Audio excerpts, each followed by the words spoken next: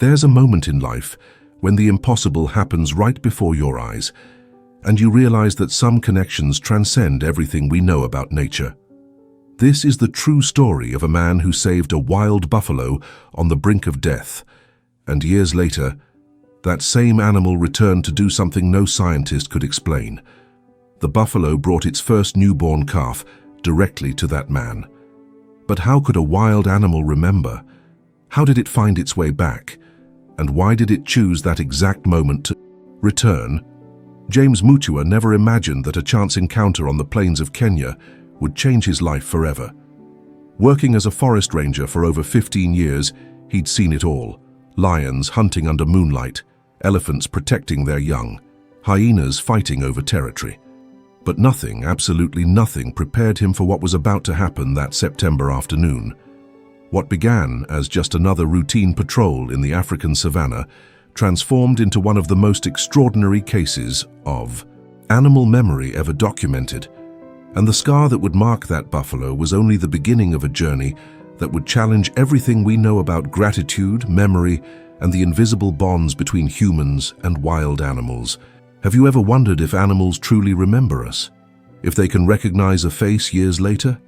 If they're capable of feeling gratitude the same way we do? Get ready, because what you're about to discover will shake your certainties about the animal kingdom. This isn't just another rescue story. It's about a bond that crossed time, distance, and all the survival instincts that should have made that buffalo avoid any human contact.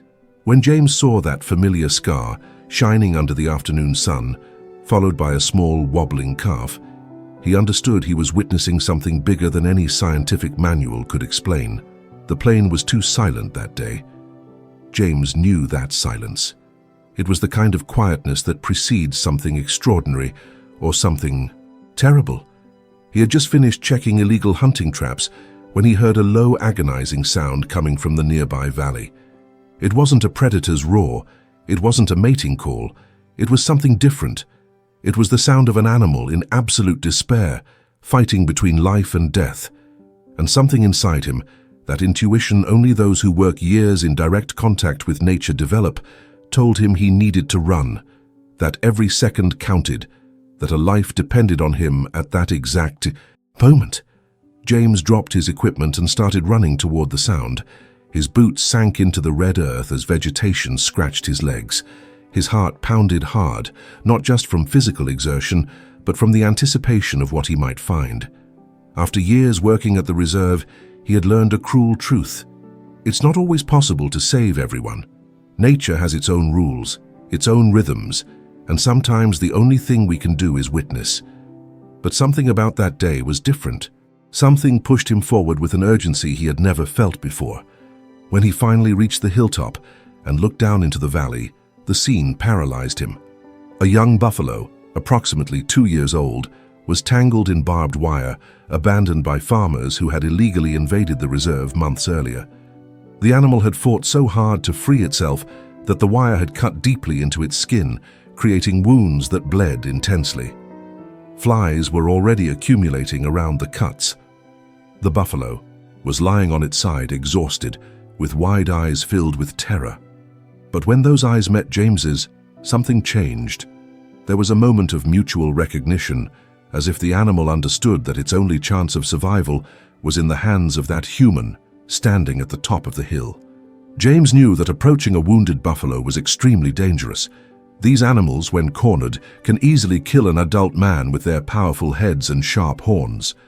But he also knew that without intervention, that buffalo would die within hours, either from blood loss, infection, or becoming easy prey for predators who would certainly smell blood from miles away. The decision had to be made in seconds: save and risk everything, or let nature take its course. James chose to risk. He always chose to risk when there was a chance, even a minimal one, to make a difference. Carefully descending the slope, James spoke in a low, constant tone, one he had learned calms panicked animals. Every step was calculated, every movement deliberate. The buffalo watched him with intense attention, muscles tense, ready to fight or flee, depending on what that human did. When James finally knelt beside the animal, He could feel the heat of the feverish body, hear the rapid, shallow breathing. With firm but gentle hands, he began working on the wire, cutting strand by strand with the multi-tool pliers he always carried. The buffalo flinched several times, but didn't attack. It was as if it understood that those hands were there to help, not to hurt. And when the last strand was cut and the animal was finally free, something extraordinary happened. The buffalo didn't run immediately. It could have bolted, disappeared into the vegetation as its instincts commanded. But it didn't. For almost 30 seconds, that wild animal stood there, looking directly into James's eyes. It wasn't a look of fear. It wasn't aggression. It was something James could only describe years later as pure recognition. As if that buffalo was recording every detail of that human face in its memory. The shape of the eyes, the skin tone, perhaps even the scent. James remained completely still, letting the animal process that moment. And then, with a slow, careful movement, the buffalo stood up, shook its head once, and disappeared among the acacias. James sat there for several minutes, processing what had just happened. His arms trembled, not from fear, but from the adrenaline discharge. He examined. The pieces of wire he had cut, stained with blood. The buffalo's wounds were deep, especially one on the left shoulder that had left an L-shaped cut. That mark would likely leave a permanent scar. James found himself wondering if the animal would survive the infections that would certainly come, but he had done what he could. Now it was up to nature. He collected all the barbed wire, put it in his backpack for proper disposal, and began walking back to base. But something about that encounter kept echoing in his mind. That look, those 30 seconds of connection. He couldn't stop thinking about it. Now tell me, what city or country are you listening from? Drop it in the comments, because I want to know how far these incredible stories are reaching. And if you're enjoying this, hit that like button to support the channel. In the following weeks, James returned several times to that area, hoping to see the buffalo again. He wanted to know if the animal had survived, if the wounds had healed. But the plains are vast, and one buffalo among thousands is impossible to track without specialized equipment. Sometimes he saw herds in the distance, but could never get close enough to verify. Slowly, that day began to become just another memory among so many other experiences he had accumulated over the years. Life at the reserve continued with its daily challenges, combating illegal hunters, monitoring predator populations, educating local communities about conservation. The scar. Buffalo, as James had begun to call it mentally, became just another story he occasionally told curious visitors. 3 years passed, 3 years of dry and rainy seasons, of births and deaths, of victories and losses in the constant fight for wildlife preservation. James had matured during this period, gained more experience, seen things that made him question humanity and others that restored his faith. He had helped rescue dozens of other animals, each with its own story. But always, in the back of his mind, there was that buffalo, that look, those 30 seconds, and he wondered, on lonely nights under the African stars, if the animal had truly survived, if the scar had formed as he imagined, if somewhere in those infinite plains that buffalo still carried the mark of their encounter. It was an October afternoon when everything changed again. James was patrolling a different area of the reserve, closer to one of the water points that animals frequented during the dry season. He had just documented a group of zebras when he heard something unusual. Heavy footsteps approaching deliberately. It wasn't the erratic trot of a frightened animal. It was intentional, directed, and it was coming straight toward him. His training immediately made him look for a tree to climb, the standard protocol when a large animal approaches. But something made him hesitate. Something about that movement pattern was familiar. Then he saw it. Emerging from the vegetation, walking with clear purpose, was a magnificent adult buffalo, and on its left shoulder, shining under the afternoon sun, was an L-shaped scar. James's heart raced. It couldn't be. After 3 years, the survival statistics for wounded buffalo weren't favorable. The chances of finding the same animal again in a reserve that size were astronomical, but there it was, and it wasn't alone. Behind it, with still unsteady legs and curious eyes, came a small calf.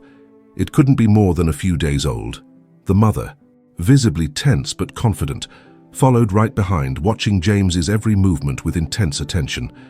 The buffalo stopped approximately 10 meters away. James froze, barely daring to breathe.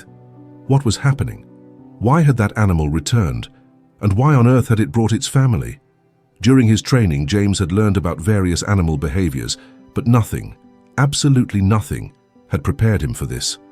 The buffalo lowered its head slightly, not in aggression, but in something that seemed almost like a bow. Then it did something even more surprising. It used its snout to gently push the calf a few steps toward James. The mother snorted nervously but didn't interfere. It was as if they were presenting the offspring, as if they were saying, "Look what we achieved, look what we created, and you were part of this." James felt hot tears streaming down his face. He, who had seen so many incredible things, who thought he had developed the emotional shell necessary for the work, was openly crying before those 3 buffalo. His hands trembled when he slowly reached for his camera and began photographing. He needed to document this, needed to prove he wasn't imagining it. The calf, curious and innocent, took a few more wobbly steps toward him, sniffing the air. The father remained motionless, watching. It was an act of trust so deep, it defied everything James knew about wild animals. A buffalo, one of Africa's most dangerous animals, was consciously allowing its offspring to approach a human, and not just any human, that specific human. They remained there for almost 20 minutes. James sitting on the ground, hands still trembling, taking photos when he could control his emotion. The father buffalo vigilant but calm. The mother increasingly relaxed, eventually beginning to graze nearby. And the calf, exploring with that fearless curiosity that only the very young possess. It was a moment suspended in time, a bubble of impossibility amid the harsh reality of the savannah. James found himself talking quietly to them, thanking them for the trust, for returning, for proving that that day 3 years ago had meant something. But the most impressive moment was still to come. The adult buffalo began to slowly approach James. Each step was measured, allowing James time to back away if he wanted. But James didn't back away. Something inside him knew he was safe.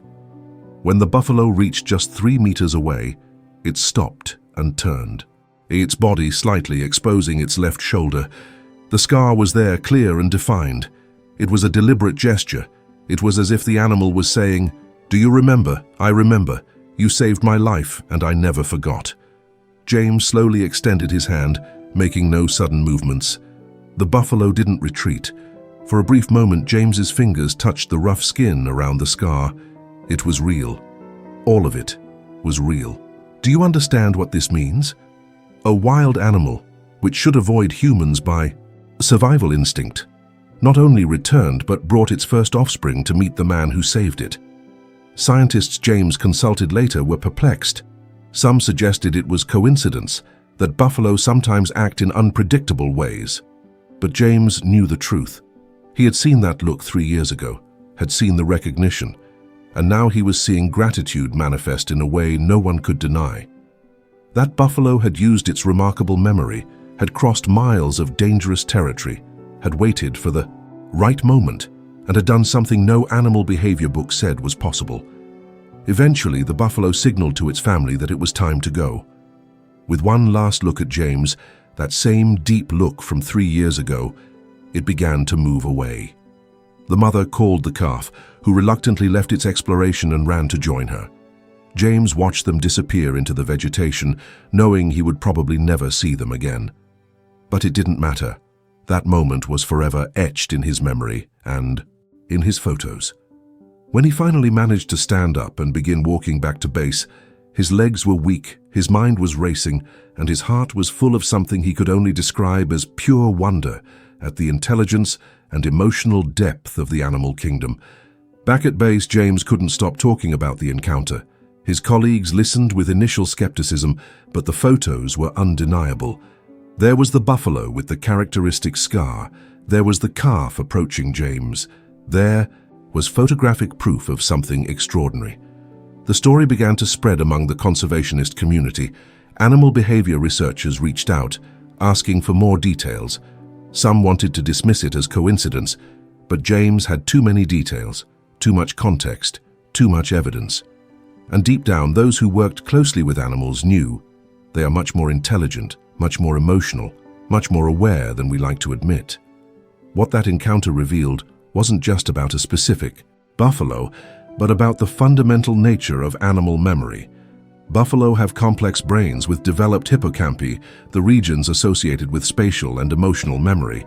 Studies had already shown that elephants can remember specific humans decades later, that crows recognize faces and even teach their offspring to identify specific people as friends or enemies, that dolphins return to thank fishermen who freed them from nets. But each new story, each newly documented case, adds a piece to the puzzle of how animals truly process their experiences and relationships. But now, something unexpected was about to happen, something that would test everything James thought he understood. Because 6 months after that reunion, he received an urgent radio call. Poachers had been spotted in the exact area where the buffalo family had been seen, and they were armed. James's blood ran cold. He grabbed his gear and called for backup, but he knew every second counted. These weren't opportunistic hunters. They were organized criminals targeting valuable animals. He jumped into his vehicle and sped toward the coordinates, his mind racing with worst-case scenarios. When he arrived at the scene, what he saw made his heart stop. 3 armed men had cornered a small herd of buffalo against a rocky outcrop, and there in the center, protecting the others, was the buffalo with the L-shaped scar. The animal was positioned defensively, its powerful body shielding the females and calves behind it.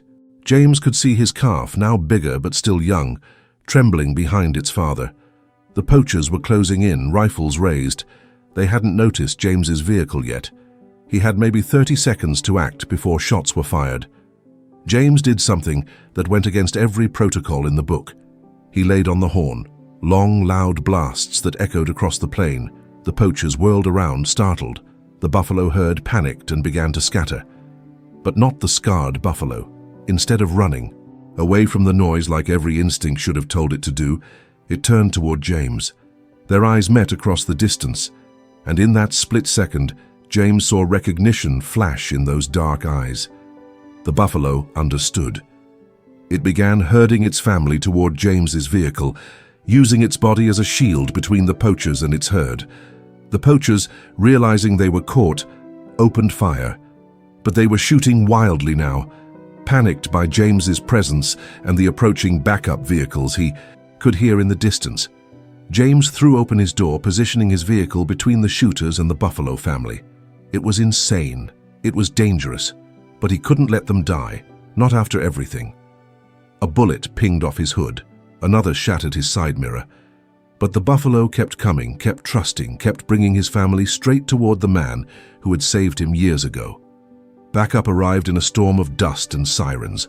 The poachers fled into the brush, abandoning their weapons. Rangers gave chase while James stood there shaking, watching the buffalo family disappear into the safe zone of the reserve. The scarred buffalo paused at the edge of the tree line, turned back one final time, and James would swear on everything he held sacred that the animal nodded. A simple dip of that massive head, an acknowledgement. You saved me. Now I trusted you to save us. We're even. Or maybe we're bonded forever.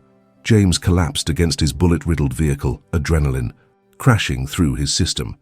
His supervisor arrived moments later, furious about the protocols James had broken, but one look at James's face stopped the tirade.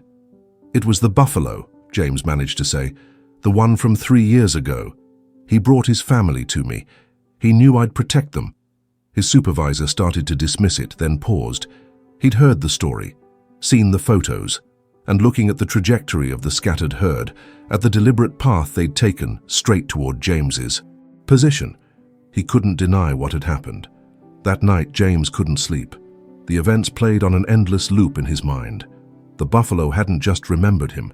It had trusted him in a life-or-death situation, had made a calculated decision to bring its most precious possessions, its family, toward a human rather than away. It had assessed the threat, recognized James, and chosen the option that defied every survival instinct wild animals possess. This wasn't just memory.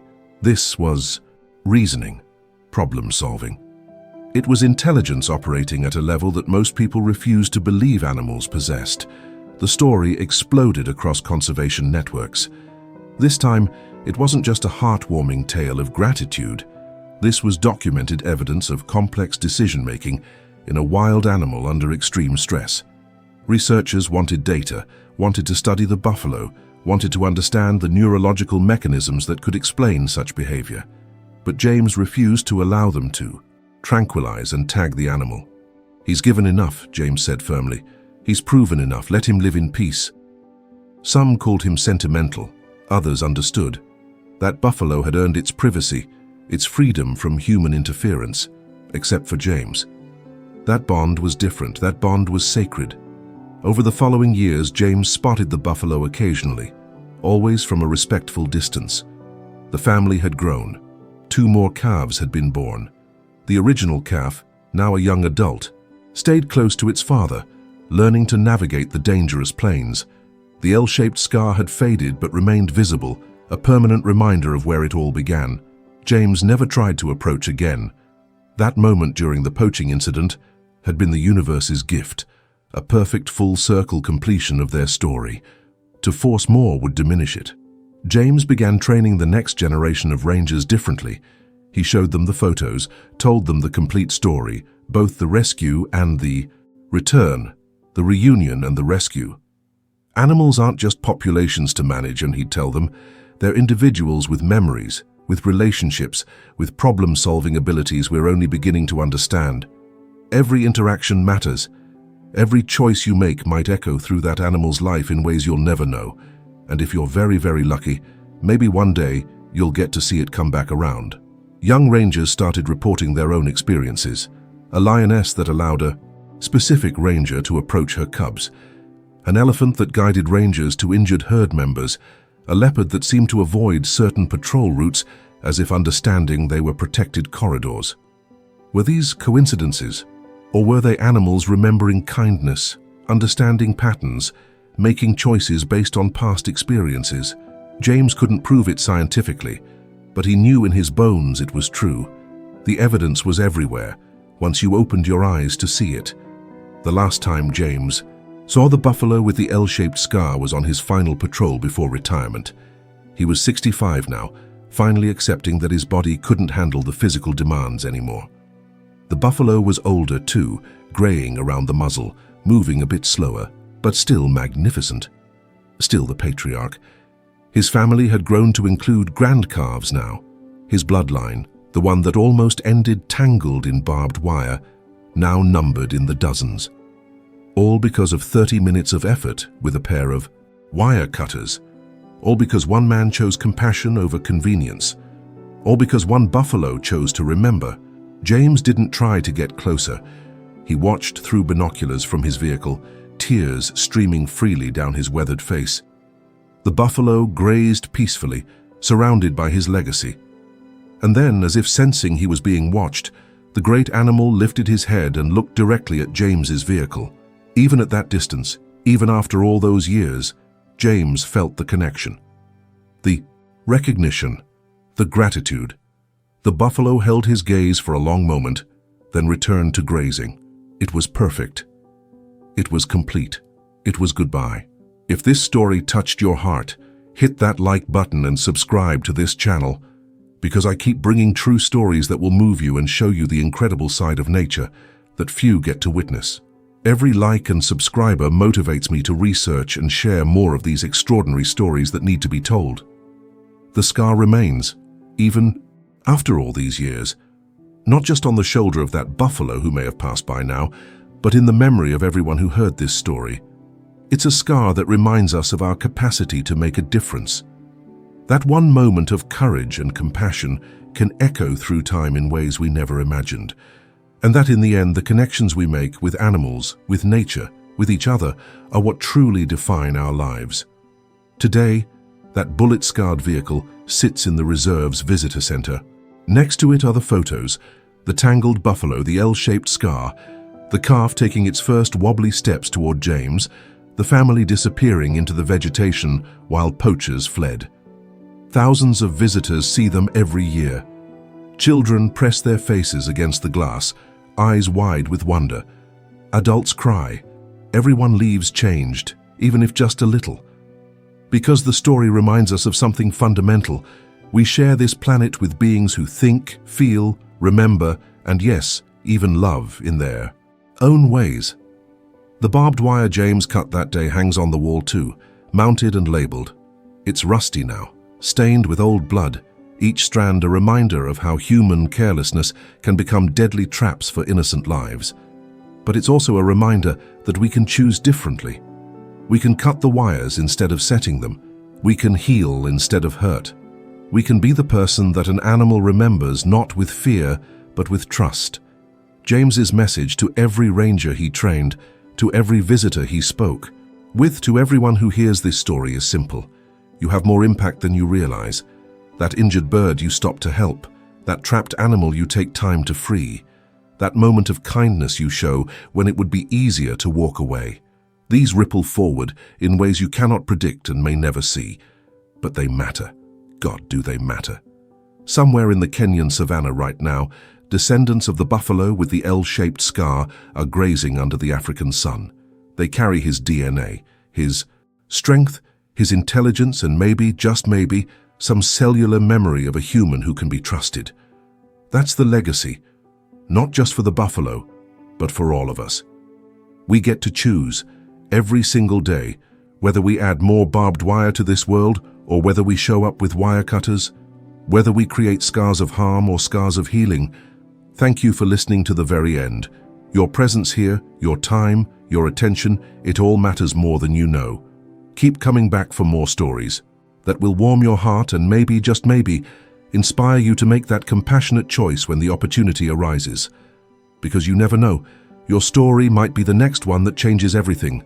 Until next time, and remember, every life we touch touches us back in ways we can't always see, but can always feel.